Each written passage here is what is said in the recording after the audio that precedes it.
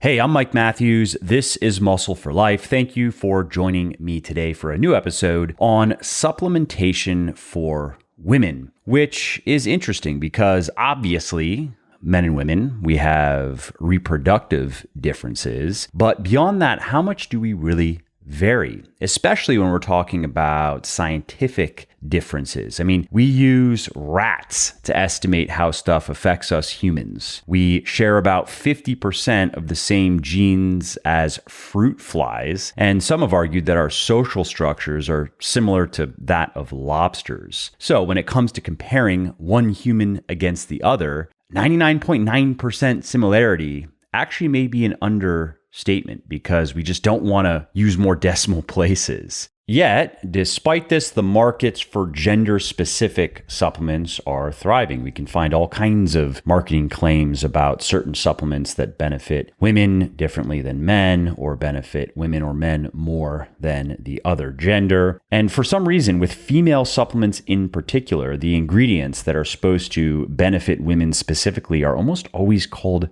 vitamins. I mean, there are so many of these supplements, for example, that contain calcium, specifically for women's health, and it's just referred to as a vitamin. Oh, how I love lazy marketers who don't even attempt to get the most basic facts correct. Anyway, in this podcast, I'm going to answer a very simple question that many women have asked me over the years, and that is, which supplements should I, as a woman, consider taking that men do not need to supplement with?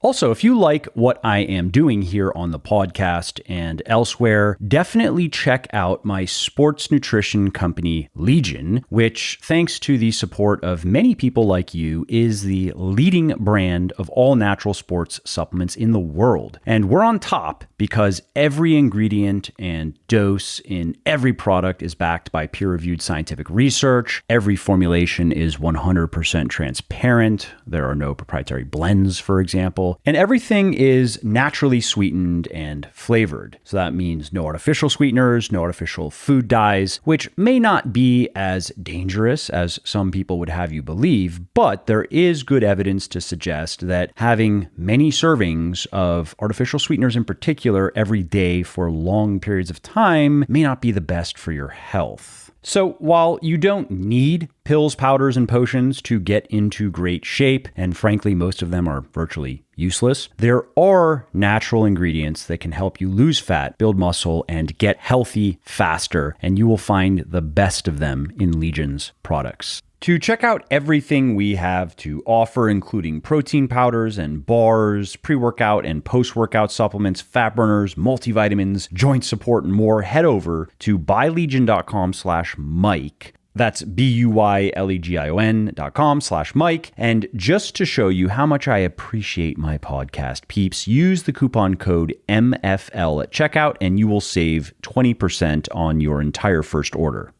Okay, so before we get to the specific supplements I think women should consider taking, let's talk quickly about why there are supplements for women and what the differences are in these products. And a good place to start with that is 3 different categories of difference. You have supplements that are or are not used because of differences in sex organs. And then you have supplements that are or aren't used or indicated because of social differences or preferences. And then you have other weird stuff that has been observed in studies and that suggests men and women respond uniquely differently to certain substances. Now, the first thing you need to know, though, about supplementation for men and women is that most dietary supplements that are worth taking are unisex. They affect men and women in the same way. And in many cases, actually, they go beyond the bounds of species even. It doesn't matter whether you are a human or some other type of mammal, because many supplements have a very specific purpose, and the thing that they target and affect is present in most, if not all, animal cells. And that's why animal testing is used, of course. The animals have very similar cells to us humans. But when you start adding and subtracting organs in humans, things change. Good luck getting benefits from a supplement that targets ovary cells, for example, if you are a dude, or a supplement that specifically makes dicks work better if you are a woman. So that's why the first category of difference for supplementation for men and women has to do with sex organs. If a supplement increases testosterone, but it requires testicles, like it increases testosterone through the testicles, for example, then of course that is not going to help somebody who doesn't have testicles. And then there are differences to how men and women respond to supplementation that don't depend on organs or even any specific physiological mechanisms that we understand, at least. For example, in a mixed sex study, we can find that men and women respond very differently, and we really don't know why. We just know that it happened. Sort of like how ketamine's antidepressant effect in rats requires the scent of a man, of a human man, not a woman. Weird, right? And similar effects can occur in studies with humans as well. Men and women sometimes just respond differently to the same thing for no apparent reason. Of course, there is reason, it's just scientists can't tease it out. They don't know why just yet. But there is an observable difference, and it just should be noted. And that takes us to the final category of difference between men and women, male and female supplementation. And it's really just marketing here. Women buy more topical creams than men. Fact. Women prefer gummies more than men. Fact. Men buy more muscle building products than women. And the supplements that are being sold often do work equally well for men and women. Take creatine, for example. I sell more creatine to men than women, because, of course, men are generally more concerned with muscle building than women, and many women are concerned that creatine will make them bloated, which, by the way, it almost certainly will not. That was once a problem a long time ago, but as processing methods have improved, creatine bloating is really not a thing anymore. It can happen. Some people also get upset stomachs from creatine. Some people even get a little bit nauseous from creatine, but most people tolerate it just fine. No bloating, no stomach aches, no nauseousness, no side effects whatsoever.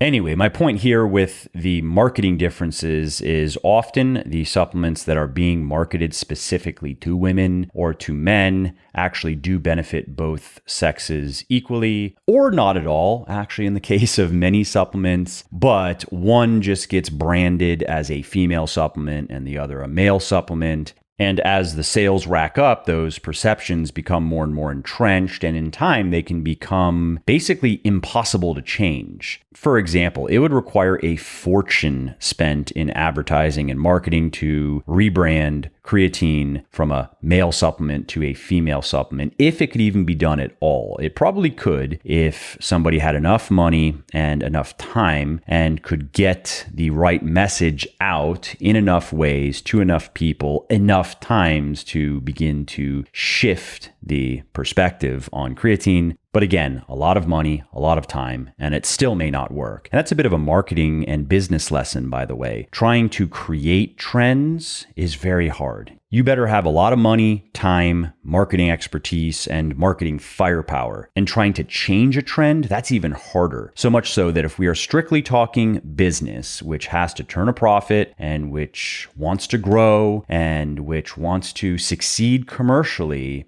it's not even worth trying. So if you have an idea for a business or a product or a service that is just a commercial play, not to say that you are a mercenary and you have no ethics or integrity and you're willing to cut corners, lie, cheat, and steal just to make money. No, just you are looking to sell something that people want to buy, and there is no greater mission. You're not trying to create social change, or you're not trying to help people ascend Maslow's pyramid. You are just trying to give somebody something they want and meet or exceed their expectations. And if this idea runs counter to the major trend in the space, it is almost certainly a bad idea. It is almost certainly not going to work out well. And you will almost certainly be better served by an idea that is aligned with a major trend.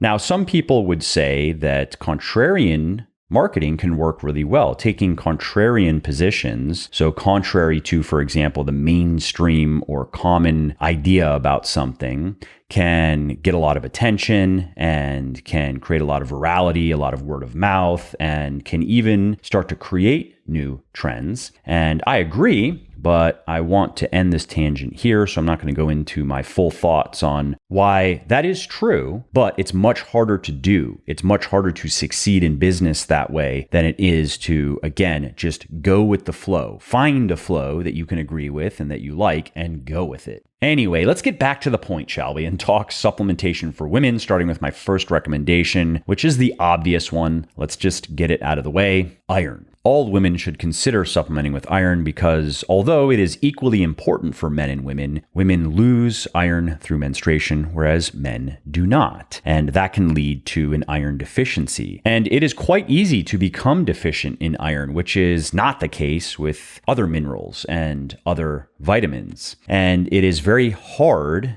or just costly to replenish iron with a meat-based diet, so supplementation fills the niche here. Also, many women don't like to eat meat as much as men do. That's been my experience, at least. So before we get to the fancier stuff, we start with the basics. Before we get to the biceps curls, we start with the barbell squat, and iron is the barbell squat of female supplements. Okay, let's move on to something a little more interesting and certainly more exotic, and that is Vitex Agnus Castus, otherwise known as chasteberry. And this is a supplement that was initially used by monks to kill their sex drive. And so, yeah, that's about it. Women should take it. That makes sense, right? No, there have been quite a few studies on chasteberry in women that show that it can drastically reduce all symptoms of premenstrual syndrome, of PMS. It can reduce the severity or even eliminate migraines, anxiety, depression, cramps, insomnia, irritability, breast tenderness, fatigue, and sleep disturbances. There are studies on each one of those symptoms of PMS and how chasteberry can help.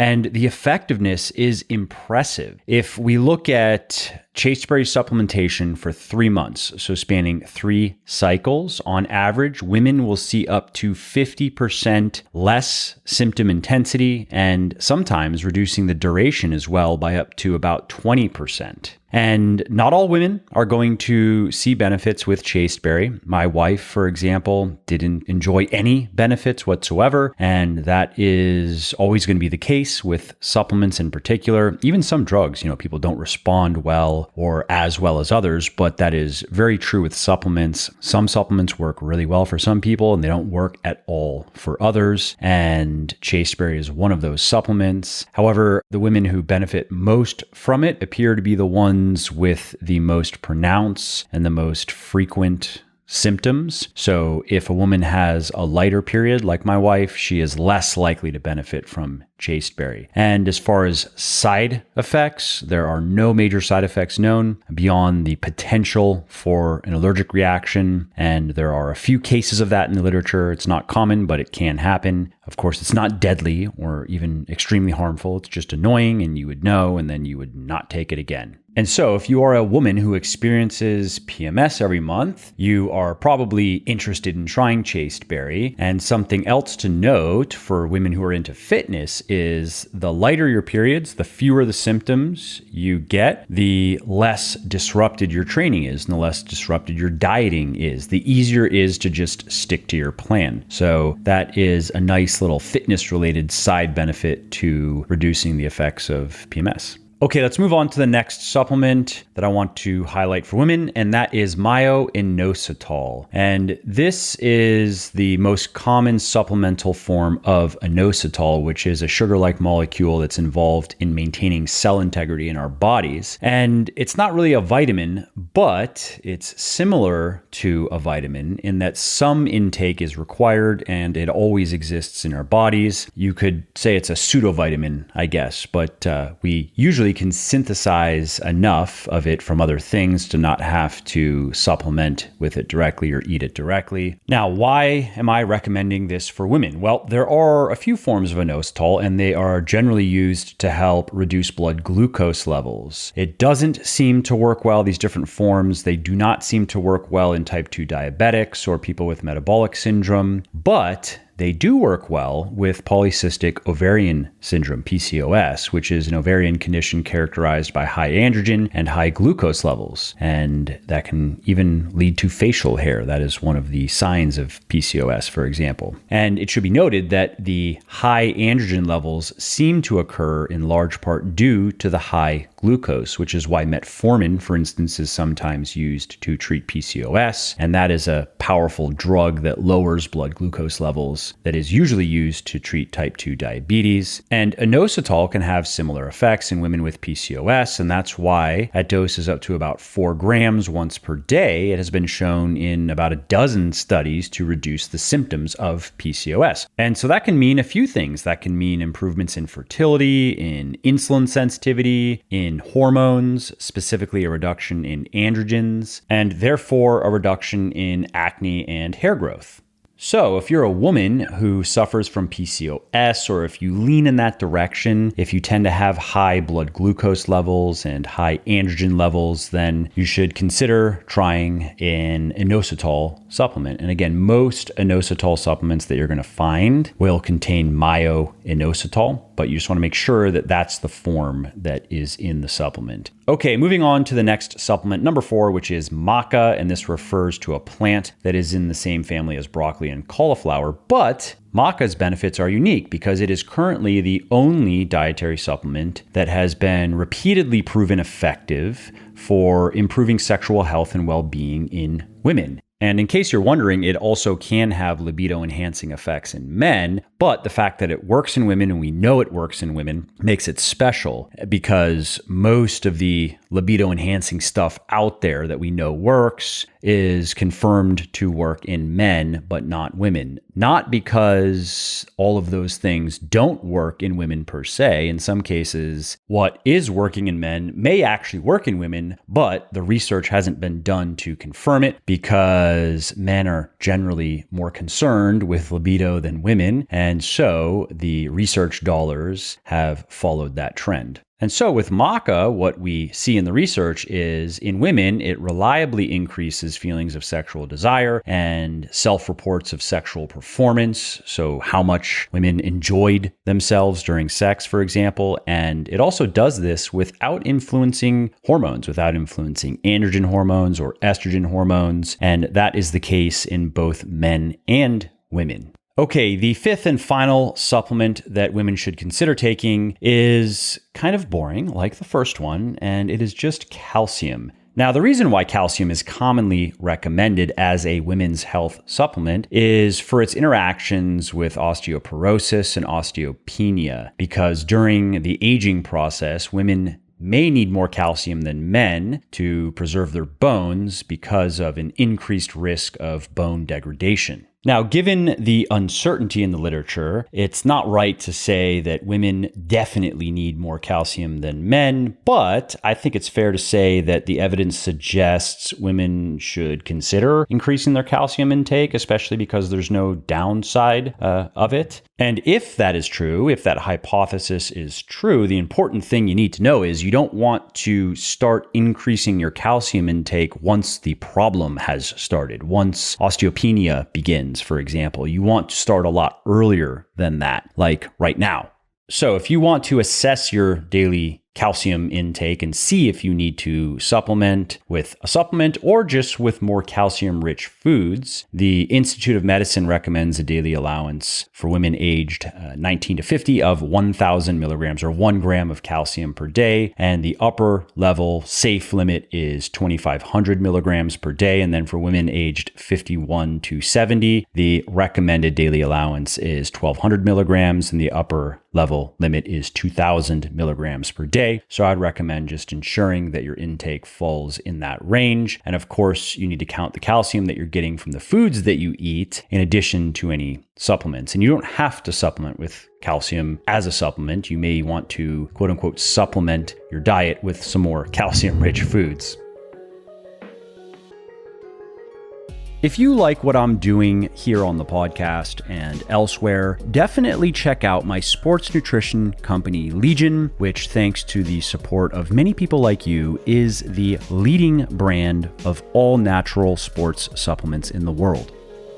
So those are the main 5 supplements I wanted to discuss specifically for women, but let's do a bonus round and talk about a few others. Let's talk about omega-3 fatty acids, which are vital to health, and you should be getting them from food like fatty fish or supplements like fish oil, or from a plant-based like ALA supplement is an option if you don't want to do fish oil, or you could do krill oil if you just want to overpay for something that is the biological equivalent of fish oil in terms of effects. But because we're talking specifically about women in this episode, I wanted to mention that omega-3 fatty acids are particularly important for pregnant women. For example, studies show that eating fish while pregnant, and not large amounts of fish, in one study, 340 grams per week, so it's not that much, that can produce significant improvements in the kiddos. For example, it can improve their social behaviors, it can improve their motor skills, their communication skills, their social development, their IQ, quite a few different benefits. And of course, if you don't like eating fish, you can just take a fish oil supplement, which contains the omega-3 fatty acids that are in the fish that produce these results. And there are additional benefits to fish oil supplementation for women who have just given a baby. So now we're extending beyond pregnancy. For example, studies show that maintaining adequate omega-3 fatty acid intake can help with lactation, and it can help with postpartum depression. Okay, let's move on and talk about folic acid, which is often sold as a women's health supplement, and particularly as a prenatal vitamin. And it's very important as a prenatal vitamin because it's a necessary factor in preventing neural tube defects. But beyond that, there's nothing much feminine about that supplement. There are many B vitamin complexes out there marketed toward women, for example, sometimes as like energy boosters. And these products often play up their folic acid content as well as B12, maybe because veganism and vegetarianism are more common among women than men, and therefore insufficiencies and deficiencies of B12 are going to be more common among women than men. And if you have a woman who is not getting enough vitamin B12 in her diet and you add that in and you get her up to sufficiency, she's probably going to feel better. But anyway, going back to folic acid, my point is it's more of a prenatal vitamin than a women's health vitamin, because outside of pregnancy, it is needed by both men and women, and neither men nor women have any particular reason to supplement with more than they would get from a healthy diet. Okay, lastly, I want to comment on magnesium simply because it is often marketed specifically to women as important specifically for them as a women's health supplement. And that's not true. It's an everybody health supplement, and women don't have a special need for magnesium. What is true, though, is many people do not get enough magnesium in their diets. Maybe it hasn't gotten so bad to be a full-blown deficiency, but many people, men and women, do not get enough magnesium. For example, women are supposed to get in the mid 300s milligrams of magnesium per day, and men mid 400s. You can get more than that, especially if you are doing it through eating nutritious foods, eating nuts, eating spinach, eating beans, as opposed to taking magnesium supplements. If you're taking a magnesium supplement, that's okay, but you just have to pay attention to how much you're taking. For example, 5 grams is the dose that you find in many laxatives. So unless you are trying to shit yourself, I would not recommend 5 grams of a magnesium powder. And if you go beyond that, you can develop magnesium toxicity. So if you are supplementing with magnesium, just pay attention to how much you are taking. Anyway, if you are the curious type, take a look at your average daily magnesium intake through the foods that you eat, and you may find that you are not hitting the mid 300 milligrams if you're a woman or the mid 400 milligrams if you're a man, because if you look at how much magnesium is in various foods, you will notice that it's hard to find like a really good source of magnesium. Vitamin C, for example, easy to find. You can find a good source that will give you everything you need in one serving for the entire day, whereas a really good source of magnesium maybe gives you about 15 or 20% of the RDA per serving. And so if you check out your magnesium intake and you find it to be low, I recommend you fix that. And you can fix it with food, of course, or you can fix it with supplementation. Now, as far as individual supplements go, actual products, you have a lot of options. You can buy ingredients separately. Two companies I like for individual ingredients are Now Foods and Jarrow because they are relatively inexpensive and they have passed a lot of third-party lab tests. I don't think they're cutting corners and they offer a wide variety of products. Or you can go with supplements that contain one or more of the things we've talked about. I'll plug my own here. Legion, my sports nutrition company, makes a multivitamin for women that contains iron, Vitex Agnes Castus, magnesium, and calcium. Checks quite a few of those boxes. As far as maca goes, it's in my greens supplement Genesis, if you are interested in that. And finally, we have inositol, which I don't sell. It's not in any of my products, but Jarrow sells it. And again, it's cheap and I trust Jarrow. And if you want to check my supplements out, just head over to legionathletics.com and you can find everything there.